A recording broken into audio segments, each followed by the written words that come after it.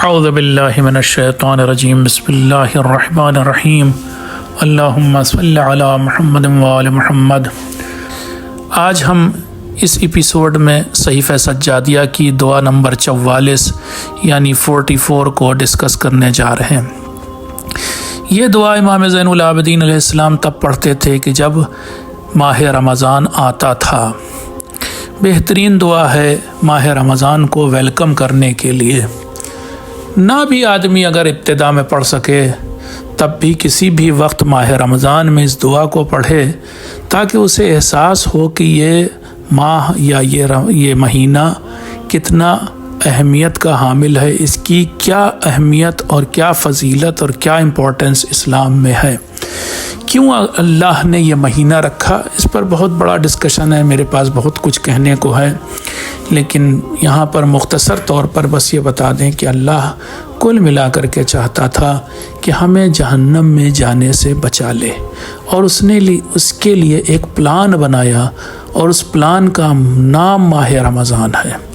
اس میں اس نے ہماری عبادتوں کو مہنگا خریدا، ٹوٹی پھوٹی عبادتیں بھی ہوں بہت مہنگی خرید لیں، تاکہ جب اسے معلوم تھا کہ ہمارے اعمال یعنی ہم عام بندوں کے اعمال کیسے ہوں گے، کہ ہمارے گناہ بہت زیادہ ہوں گے، نیک عمل کم ہوگا، بہت کم ہوگا، تو ایک ہی طریقہ ہو سکتا تھا کہ نیک عمل کا وزن بہت بڑھا دیا جائے، اس کی قیمت بہت بڑھا دی جائے، اس کا ریوارڈ بہت بڑھا دیا جائے، تاکہ جب ترازو پر نیک اور برے عمل رکھے جائیں، اچھے اور برے عمل، تو ترازو میں اچھے عمل کا پلڑا بھاری ہو جائے۔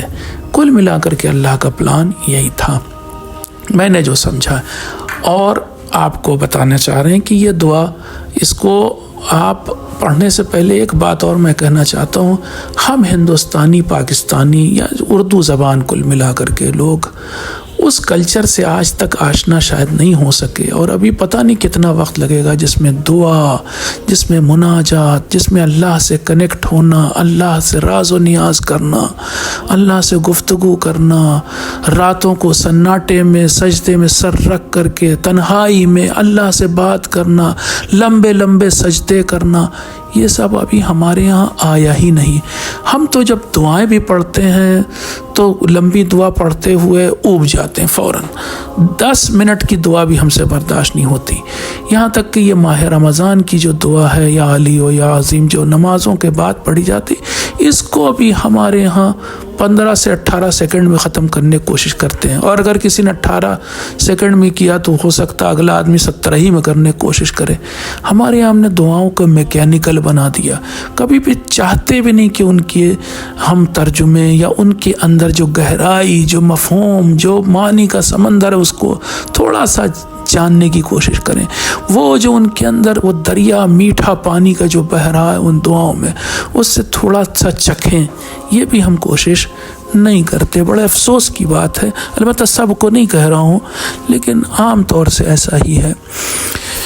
ہم زیادہ تر ہمارا فوکس رہتا ہے بس مجلسیں ہم کر لیں، ٹھیک ہے، مجلسوں کا میں مخالف نہیں ہوں، لیکن ہر چیز کا ایک ریشیو ہوتا ہے، مجلس ہو، محفل ہو، دعا ہو، نماز ہو، روزہ ہو، اللہ نے عبادت کے بہت سے طریقے رکھے، لیکن ہر ایک کا ایک ریشیو رکھا ہے، 5 وقت سے زیادہ نماز نہیں رکھی، 30 سے زیادہ روزے نہیں رکھے، اسی طرح سے مجلسوں اور محفلوں کا بھی ایک ریشیو ہونا چاہیے۔ یہ بھی عبادت ہے لیکن ایک ریشیو ہونا چاہیے، زیادہ جو ایک بھی کوئی چیز بڑھا دیں، نمک بھی زیادہ اگر ہم کھانے میں بڑھا دیں تو پھر وہ کھانا کھانے کے لائق نہیں رہتا، حالانکہ نمک ضروری چیز ہے۔ اس سے میں سمجھتا ہوں آپ میری بات سمجھ گئے ہوں گے۔ ہمارے یہاں اب زیادہ فوکس ہم ہندوستانیوں، پاکستانیوں کا بس اب محفلوں پر ہے، مصرع طرح دیے جا رہے ہیں، پوری رات محفلیں چل رہی، لیکن ایک رات بھی ہم پوری دعا میں نہیں گزارنے کو تیار، پورے سال میں ایک رات، اور جو عمل ہوتا بھی ہے وہ میکینیکل ہوتا ہے۔ اگر شبہ قدر میں نمازیں ہوتی بھی ہیں تو ہم بس کسی طرح سے وہ 100 رکعت پوری کرنے کو بس سمجھتے ہیں کہ ہم نے بہت بڑا کام کیا، اور اس کو بھی بس جھٹا جھٹ جتنی مطلب بس ایک میکینیکل اٹھنے بیٹھنے کی حد تک، کیا کیا جائے، یعنی کلچر ایسا ہو گیا۔ لیکن ہمیں بہرحال جانا پڑے گا اس کلچر کی طرف جس میں اللہ سے لو لگانا، اللہ سے بات کرنا، اللہ سے اپنے دل کی بات کہنا، اپنی مشکلات کہنا، وغیرہ وغیرہ۔ اس تمہید کے ساتھ میں اس دعا کو شروع کرتا ہوں۔ بسم اللہ الرحمن الرحیم، الحمدللہ الذی ہدانا لحمدہ وجعلنا من اہلہ لنکون لإحسانہ من الشاکرین۔ تعریف ہے اس خدا کی جس نے ہمیں اس بات کی ہدایت دی، اس بات کی رہنمائی کی کہ ہم اس کی تعریف کر سکیں۔ اگر ہمیں وہ اس طرف نہ لے جاتا، ہمیں نہ یہ راہ دکھاتا، تو ہم تو اس کی تعریف بھی نہیں کر پاتے۔ وَجَعَلَنَا، یہ لفظ جو ہے زیادہ تر صحیفہ سجادیہ جو چھپی ہوئی پرنٹڈ ملتی، اس میں یہ لفظ سب میں لگ بھگ غلط لکھا ہے۔ وَجَعَلَنَا کو وَجَعَلْنَا لکھ دیتے ہیں، جو کہ بہت ہی غلط معنی ہو جاتا ہے۔ یہاں پر وَجَعَلَنَا ہے، یعنی اللہ نے ہمیں بنایا، اس یعنی تعریف کا اہل، یعنی تعریف کرنے والوں میں قرار دیا۔ لِنَكُونَ لِإِحْسَانِهِ مِنَ الشَّاكِرِينَ، ہم اس کی تعریف کر کے اس کے شکر گزار بندے بن جائیں، اس لیے اس نے ہمیں یہ راستہ دکھایا۔ وَلَيَجْزِيَنَا عَلَى ذَلِكَ جَزَاءَ الْمُحْسِنِينَ، اور اللہ نے ہمیں اپنی تعریف کرنے کا راستہ دکھایا، یعنی ہم اس کی تعریف کریں، اس کی حمد کریں۔ یہ راستہ اس نے اس لیے دکھایا تاکہ وہ ہم کو جزا دے، ان لوگوں کی جزا جو محسن ہیں، یعنی نیک کام کرنے والے ہیں، یعنی اتنی ہی جزا دے دے جتنی انبیاء کو دی تھی، جتنی اس نے 14 معصومین کو دی تھی، اتنی جزا ہم کو دے دے۔ وَالْحَمْدُلِلَّهِ الَّذِي حَبَانَا بِدِينِهِ، اور تعریف ہے اس اللہ کی جس نے ایک فیور کیا ہمارے ساتھ، ایک خاص لطف کیا کہ اس نے ہمیں دین اسلام دیا۔ وَاخْتَصَّنَا بِمِلَّتِهِ، اور اس نے ہمیں سنگل آؤٹ کر دیا، ایک دم الگ تھلگ کر کے، جیسے مجمع سے بھیڑ سے کوئی 10 لوگوں کو الگ کر لیا جائے، ایسے ہی اللہ نے ہمیں یعنی اہل بیت کے ماننے والوں کو الگ کر لیا۔ کس لیے؟ کہ وہ اہل بیت کے راستے پر چلیں، انبیاء کے معصومین کے راستے پر چلیں۔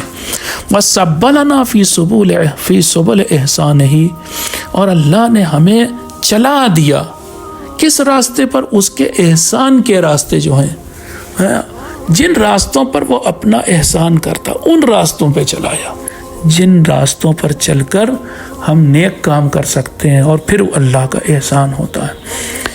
آگے بھی کہہ رہے ہیں اللہ نے ہمیں اپنے احسان کے راستوں پر چلایا، لِنَسْلُكَهَا بِمَنِّهِ إِلَىٰ رِضْوَانِهِ، تاکہ ہم چلتے چلتے ان راستوں پر اللہ کی مرضی اور خوشنودی تک پہنچ جائیں۔ یہ دیکھیے اللہ نے کیا کیا کیا، ہم کو تعریف کرنا سکھایا، حمد کرنا سکھایا۔ دوسری بات یہ کہ ہم کو صحیح راستے پر، احسان کے راستے پر چلایا، اور پھر اس لیے چلایا تاکہ آخری منزل جو ہے، ڈیسٹینیشن کیا ہو؟ اللہ کی خوشنودی ہو۔ حمدن یتقبلہ منا ویرضی بہ عنا، ایسی حمد کرنا سکھایا، ایسی تعریف، ایسی پریز کرنا سکھایا جو وہ ہم سے ایکسیپٹ کر لے۔ بعض لوگ اللہ کی تعریف کرتے ہیں بٹ وہ ایکسیپٹ نہیں ہوتی، کیونکہ الفاظ غلط ہوتے ہیں۔ ہمیں تو معصومین کے ذریعے اللہ نے تعریف کا وہ ڈھنگ سکھایا جو ایکسیپٹیبل ہو، وَيَرْضَى عَنَّا، جس سے اللہ ہم سے راضی ہو جائے، خوش ہو جائے۔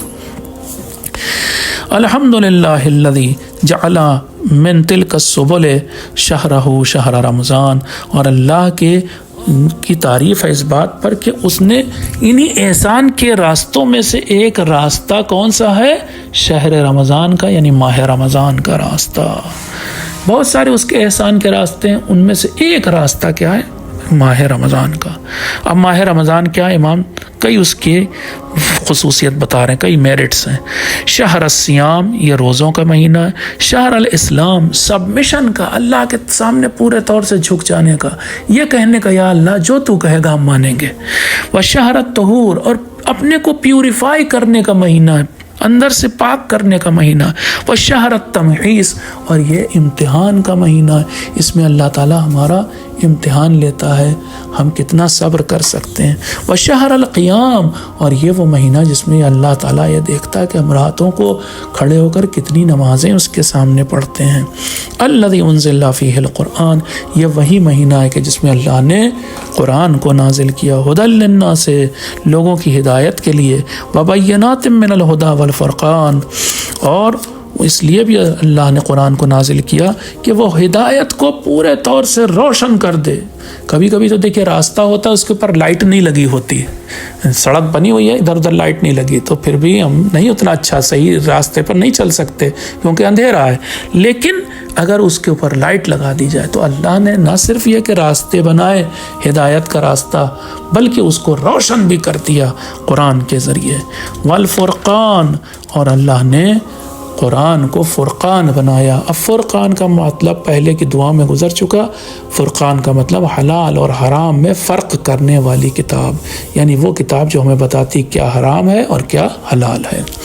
فَأَبَانَا فَضِيلَتَهُ عَلَى سَائِرِ الشُّهُورِ بِمَا جَعَلَ لَهُ مِنَ الْحُرُمَاتِ الْمَغْفُورَةِ۔ اس جملے کو ایکسپلین کرنے سے پہلے ہم بتانا چاہیں گے کہ اصل میں یہ جو ہمارے یہاں حرام لفظ ہے نا، دیکھیے 3-4 لفظ میں ایک ہی فیملی کے بولتا ہوں، حرام، محترم، حرم، یہ سب ایک ہی فیملی کے لفظ ہیں۔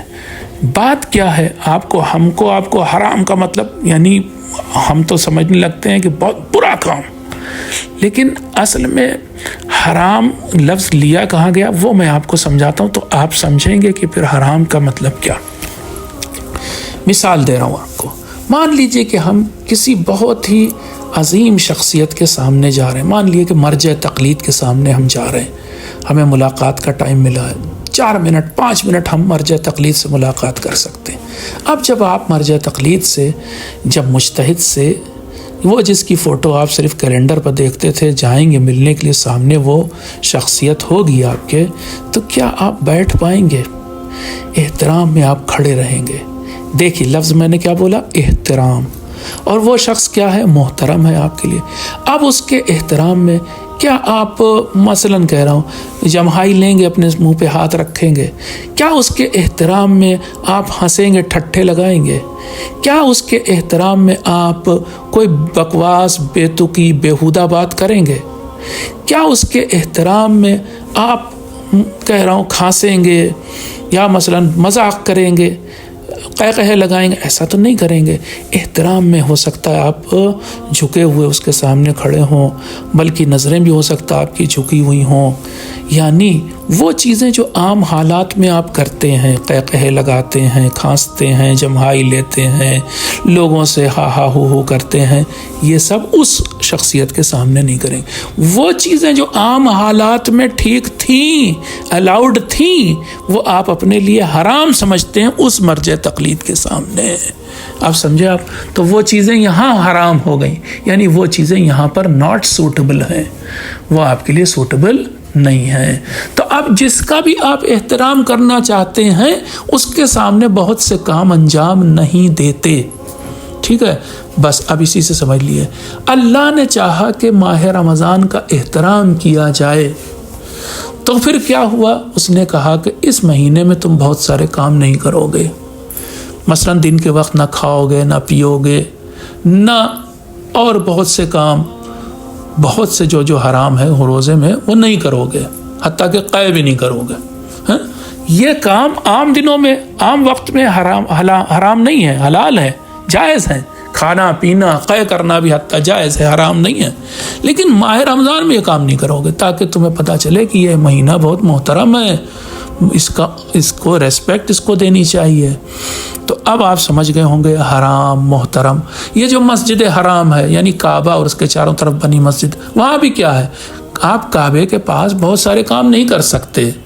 جو حاجی ہوتے ہیں مثلا سر نہیں ڈھانک سکتے، چپل کھلی ہوئی پہنے، جوتا نہیں پہن سکتے، مثلا کہہ رہا ہوں سلے ہوئے کپڑے نہیں پہن سکتے، عطر نہیں لگا سکتے، آئینے میں چہرہ نہیں دیکھ سکتے، اور پھر کوئی چیٹی تک کو مار نہیں سکتے۔ یہ سب کس لیے؟ اس کعبے کے احترام میں، وہ کعبہ محترم ہے۔ تو مسجد حرام کا مطلب مسجد محترم، جہاں پر آپ بہت سے کاموں کو انجام نہیں دیں گے، جہاں پہ بہت سے کاموں کو انجام دینا حرام ہے۔ اسی طرح سے ماہ رمضان بھی ایسا مہینہ ہے جو محترم ہے، اس میں بھی بہت سے کاموں کو انجام دینا حرام ہے، ممنوع ہے، منع ہے، پروہیبٹڈ ہے۔ اب امام کہہ رہے ہیں، سنیں آپ، فَأَبَانَا فَضِيلَتَهُ عَلَى سَائِرِ الشُّهُورِ، تو اے میرے مالک تو نے اس ماہ رمضان کی فضیلت کو ظاہر کیا دیگر مہینوں پر۔ کس طرح سے؟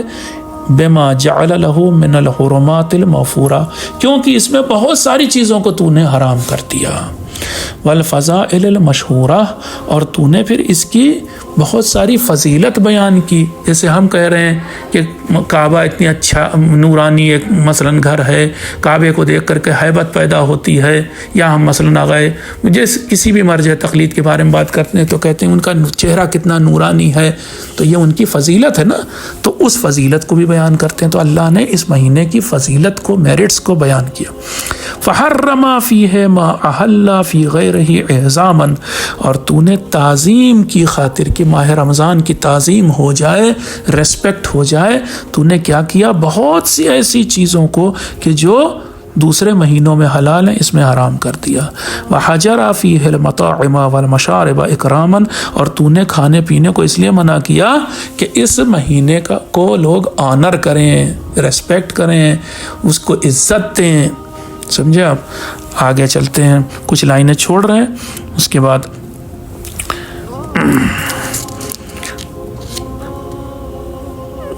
اللہم صلی علی محمد وآلہ، اے میرے مالک محمد وآل محمد علیہ السلام پر اپنی رحمت نازل فرما، وَأَلْهِمْنَا مَعْرِفَةَ فَضْلِهِ وَإِجْلَالَ حُرْمَتِهِ۔ تو اب اے میرے مالک، ہم نے تو ابھی اتنا ہی بیان کیا کہ تو نے کیا کیا، لیکن تو اب سچی جو اس کی معرفت ہے، جو سچ میں اس کا جو ماہ رمضان کی اہمیت اور امپورٹنس اور فضیلت ہے وہ ہمیں سمجھا دے، وہ ہمیں بتا دے۔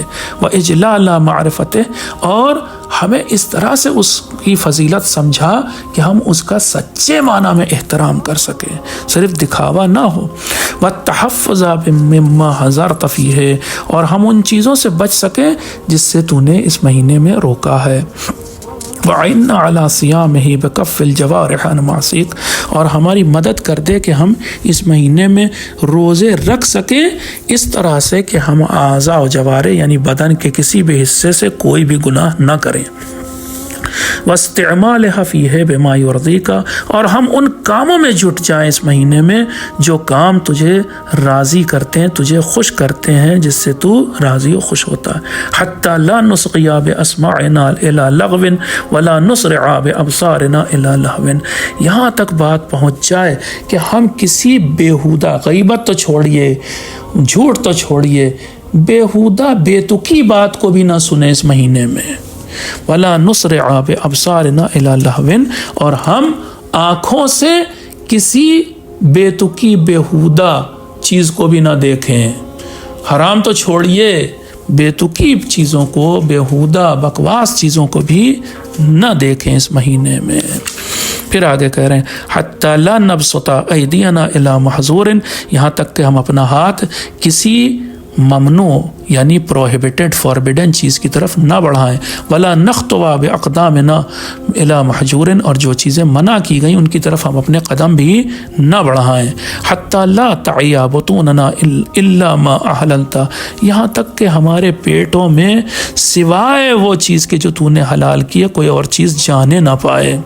ولا تنطق السنتنا الا بما مسلت، اور اے میرے مالک ایسا کر دے کہ اس مہینے میں ہم صرف اور صرف وہی بات بولیں جو تو نے جائز قرار دی ہے۔ ولا نتکلف الا ما یدنی من ثوابک، اور ہم صرف انہی کاموں میں پڑیں، اپنے کو انگیج کریں جس سے تیرا ثواب حاصل ہو سکے، جو ثواب کے قریب ہمیں کر سکیں۔ ولا نتعاطى الا الذي يقي من عقابك، اور ہم اس کام کو انجام ہی نہ دیں سوائے اس کام کے، بس وہ کام انجام دیں جو تیرے عقاب سے ہمیں بچا لے، اور کوئی کام ہی نہ انجام دیں۔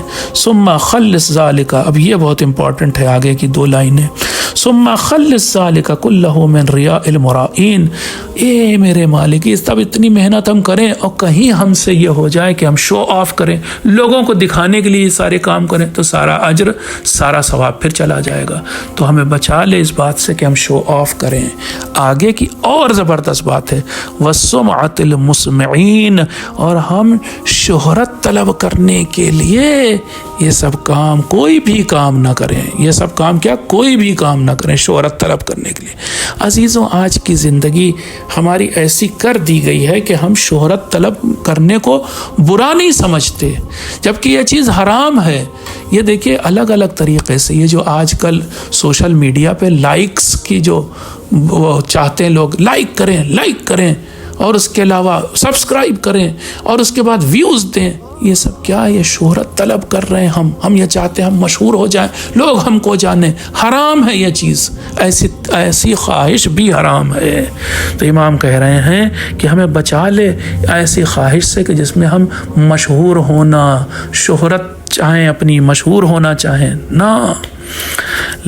تو آپ کو بس یہ لائن سمجھانا یہ چاہ رہے تھے کہ اس دور میں چاہے وہ مثلاً ممبر پہ بیٹھنے والے بھی حتیٰ لوگ ہوں سے لے کر کے عام مومنین، چاہے وہ محراب میں کھڑے ہونے والے لوگ ہوں، سب کو اس بات سے بچنا چاہیے کہ وہ شہرت نہ اپنے لیے طلب کریں۔ ہم سب کو اللہ تعالیٰ بچائے کہ ہم دو جملہ اس بات کے لیے کہیں کہ لوگ ہم کو جانیں، لوگ ہماری عزت کریں، لوگوں کے بیچ ہماری شہرت ہو، یہ سب حرام ہے۔ لا نشرکو فیہ احدا دونک، یا اللہ ایسا کرتے کہ ہم اپنے ہر عمل میں کسی کو شامل نہ کریں، صرف اور صرف ہماری مراد، ہمارا مقصد تو ہو۔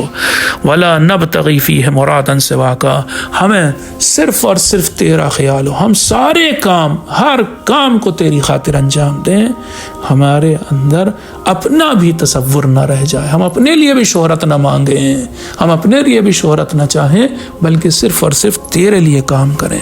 یہ ہوتا ہے پاک اور صاف عمل، یہ ہوتا ہے خالص عمل۔ کچھ لائنیں چھوڑ رہے ہیں، آگے بڑھ رہے ہیں۔ وَوَفِّقْنَا فِيهِ لِأَن نَصِلَ أَرْحَامَنَا بِالْبِرِّ وَالصِّلَةِ، اور اے میرے مالک توفیق دے کہ ہم اس مہینے میں کیا کریں، اپنے تمام رشتہ داروں سے، خونی رشتہ داروں سے رشتے بنائیں، ٹوٹے رشتے ہوں تو جوڑ لیں، ان سے کوئی تعلق ہم نے توڑا تو جوڑ لیں۔ کس طریقے سے؟ نیکی کے ذریعے سے اور ان سے اچھے طرح سے پیش آ کر کے۔ وَنَتَعَاهَدَ جِيرَانَنَا بِالْإِفْضَالِ وَالْعَطِيَّةِ، اور اس کے ساتھ ہی ساتھ ہم اپنے پڑوسیوں کو کے ساتھ اس مہینے میں احسان کریں، انہیں خوب گفٹ دیں، ہدیہ دیں۔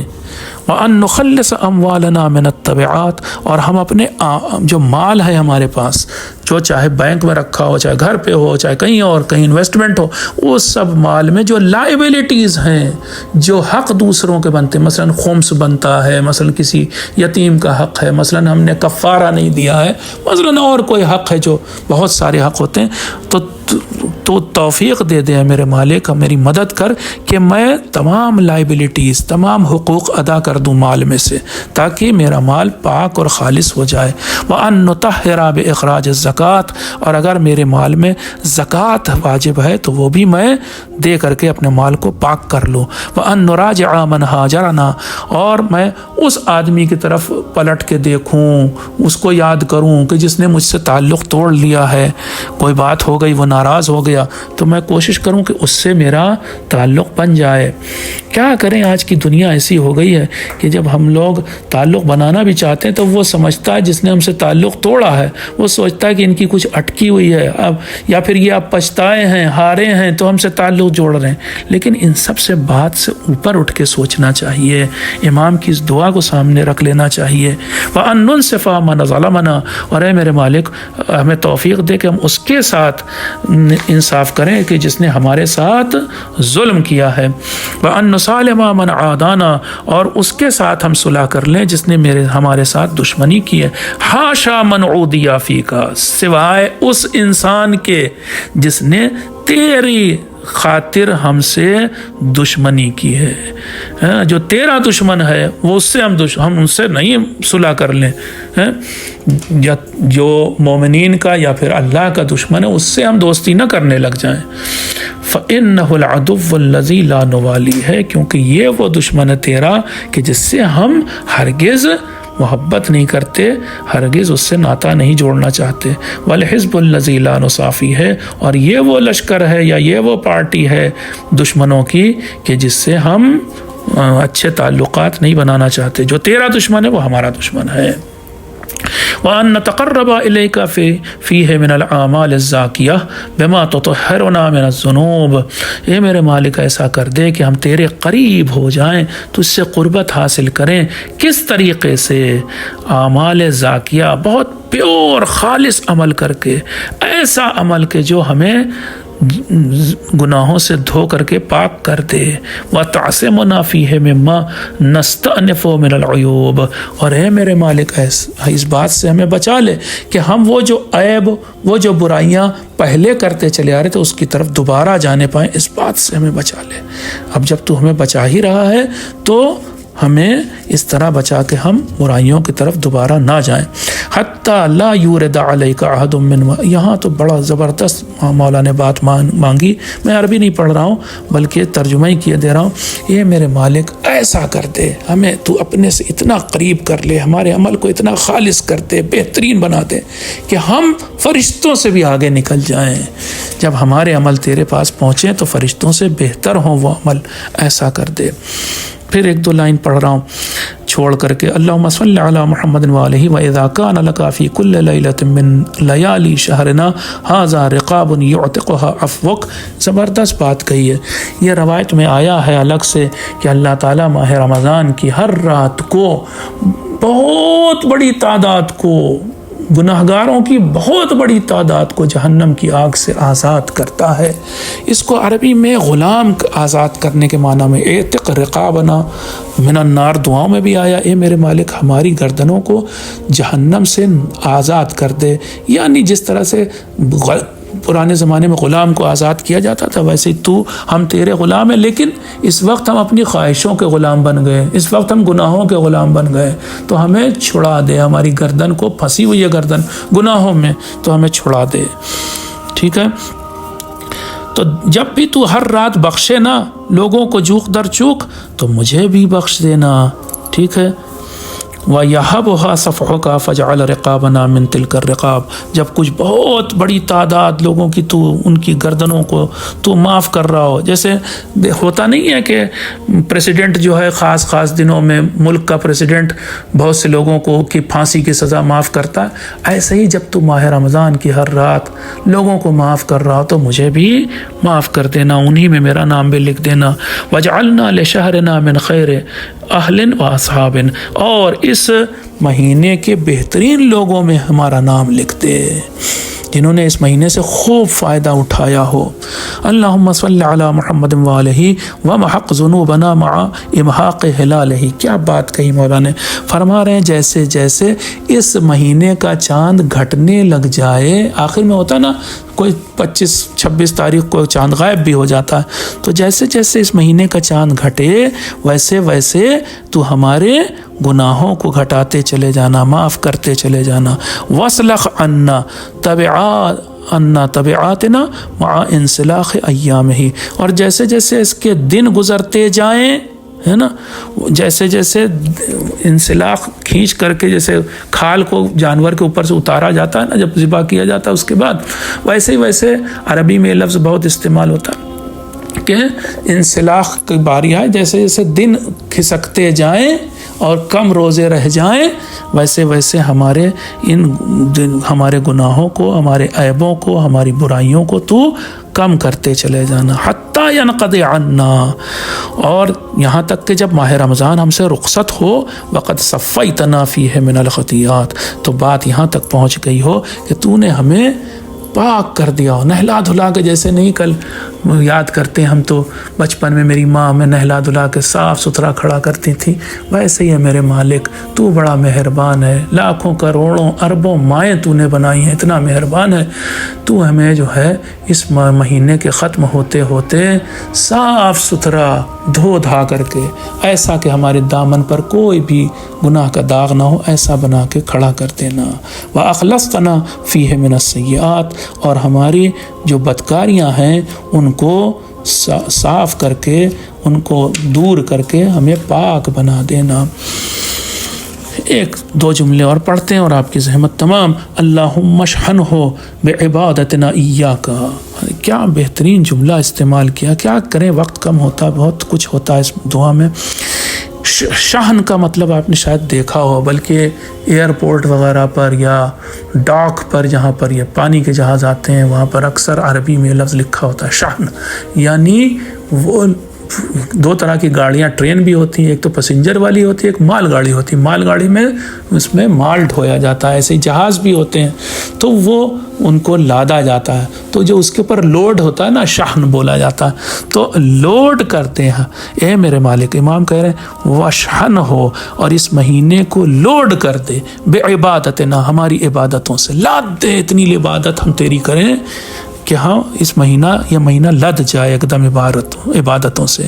وَزَيِّنْ أَوْقَاتَهُ بِطَاعَتِنَا لَكَ، اور اے میرے مالک اس مہینے کے جو وقت ہیں، جو گھڑیاں ہیں، ان میں ہم تیری اطاعت، تیری اوبیڈینس، تیری فرما برداری سے اس کو زینت دے دیں۔ لوگ کمروں کو سجاتے ہیں چھوٹی چھوٹی لائٹوں سے، امام کہہ رہے ہیں میں اپنی دنیا سجانا چاہتا ہوں نمازوں سے، روزے سے، دعاؤں سے، مناجات سے، تلاوت قرآن سے۔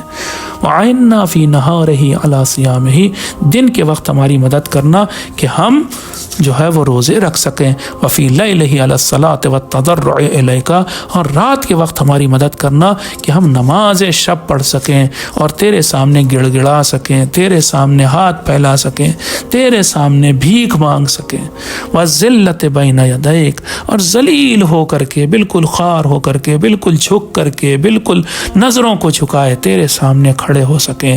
حتی لا یشہد نہارہ علینا بغفلۃ، ایسا کر دے کہ کوئی بھی دن ماہ رمضان کا غفلت میں نہ گزر جائے۔ ولا لیلہ بتفریط، اور کوئی بھی رات ڈھیل میں نہ نکل جائے کہ ہم اس رات کوئی عمل نہ کریں۔ آخر دعا میں امام محمد وآل محمد علیہ السلام پر صلوات بھیجتے ہیں، آپ بھی صلوات بھیجیے، اور آپ سے میں التماس دعا کہہ کر کے اس دعا کو ختم کرتا ہوں، میرے لیے ضرور دعا کیجیے گا۔ والسلام علیکم ورحمۃ اللہ وبرکاتہ۔